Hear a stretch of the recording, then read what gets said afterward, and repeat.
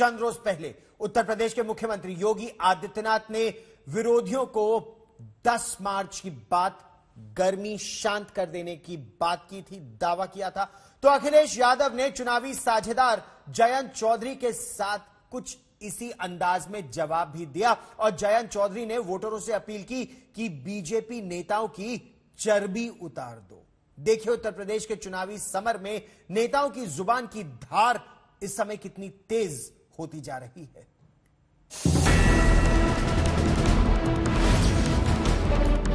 लाल टोपी वाले यूपी के लिए रेड अलर्ट है, रेड अलर्ट।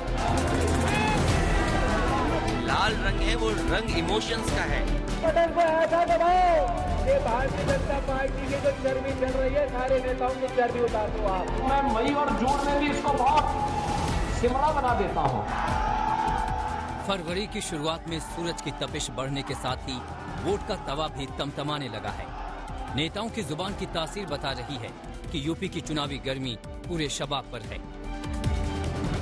जाट वोटों की पोटली लेकर पश्चिम यूपी में ताल ठोक रहे जयंत चौधरी को बीजेपी खुला ऑफर दे चुकी है, लेकिन जयंत कभी चवन्नी तो कभी चर्बी के नाम पर चढ़े ही जा रहे हैं। वोट से बीजेपी की चर्बी उतार दो। और योगी बाबा जो कह रहे हैं कि इनकी गर्मी निकाल दूंगा और मई जून में शिमला जैसी ठंड हो जाएगी, मुझे लग रहा है कि पिछले हफ्ते जो एक शीत लहर आई थी, इनका माथा बहुत बड़ा है, इन्हीं को ठंड लग गई है। जयंत चौधरी ऐसा भर भर के वोट दो, ईवीएम की मशीन को ऐसा भर के दो, नलके के बटन, हैंडपंप के बटन को ऐसा दबाओ कि भारतीय जनता पार्टी की जो चर्बी चल रही है, सारे नेताओं की चर्बी उतार दो आप। बीजेपी के खिलाफ लड़ाई में उतरे समाजवादी पार्टी और आरएलडी गठबंधन में जयंत की मुखरता साफ साफ झलक रही है। जयंत चौधरी फ्रंट फुट पर चढ़कर शॉट खेल रहे हैं, नहले पे दहला के अंदाज में जवाब दे रहे हैं। जयंत चौधरी के जुबानी शोले की एक और झलकी देखिए। योगेश अभी कह रहा था ना, योगेश को तो अभी शाह ने कह दिया, योगेश आजा, तेरा हेमा मालिनी बना दूंगा। जयंत चौधरी योगी के जिस बयान का जवाब दे रहे थे वो भी काबिले गौर है। आने वाले दिनों में मौसमी गर्मी बढ़ने वाली है, लेकिन योगी का दावा है कि वो मई जून में भी शिमला बना देते हैं।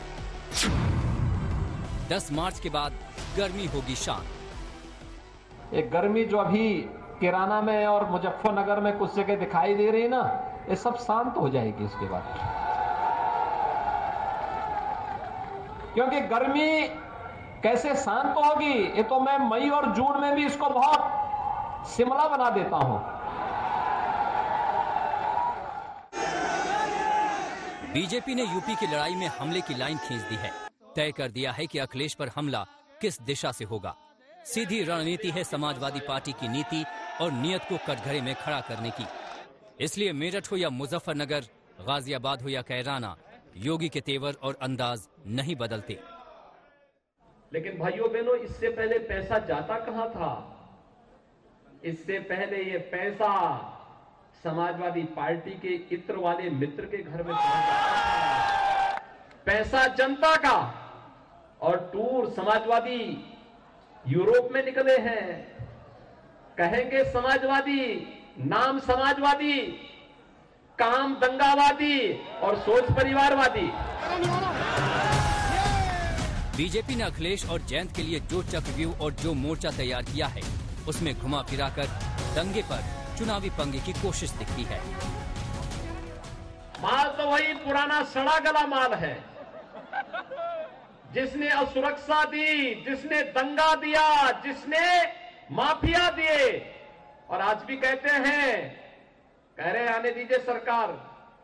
हमने कहा कभी नहीं हो रही। कवायद के दिन तक भी तुम्हारी जो है, कयामत के दिन तक भी तुम्हारा ये सपना साकार नहीं होने वाला है, ये मान करके चल लो। लेकिन ये देख लो, 10 मार्च के बाद ये पूरी गर्मी शांत करवा देंगे। अखिलेश भी समझ और जान गए हैं कि लाल टोपी पर होने वाले हमले का किस तरह जवाब देना है। बीजेपी हमले करती है तो अखिलेश लाल पोटली आगे कर देते हैं। तीनों कानून किसानों के हक में क्यों नहीं थे? आखिरकार भारतीय जनता पार्टी ने किसानों को अपमानित क्यों किया?